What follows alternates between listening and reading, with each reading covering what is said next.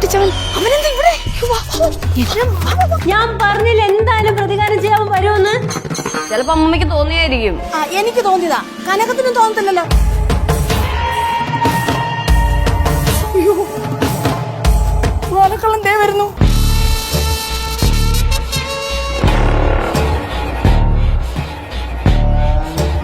ഭവാനിയമ്മയുടെ മാല പൊട്ടിച്ച അന്ന് ഭവാനിയമ്മ ഭയങ്കര ധീരമായിട്ട് അതിന് നേരിട്ടൊക്കെ ചെയ്തതാണ്. പോലീസൊക്കെ വന്ന് പുള്ളി കള്ളനെ പൊക്കിയാണ്. പക്ഷെ എന്തോ കള്ളൻ പിന്നെ വെളിയിൽ ഇറങ്ങിയിരിക്കുകയാണ്. എനിക്ക് അറിവിടെ എന്താണ് സംഭവം എന്നുള്ള. അല്ലെങ്കിൽ ലാസ്റ്റ് എന്തെങ്കിലും കോമഡി ആയിരിക്കും. ഭവാനിയമ്മയോട് എന്തെങ്കിലും പുള്ളിക്ക് എന്തെങ്കിലും മാനസാന്തരം തോന്നിയിട്ടോ എന്തെങ്കിലും ക്ഷമ ചോദിക്കാനോ എങ്ങാനും വന്നതായിരിക്കും.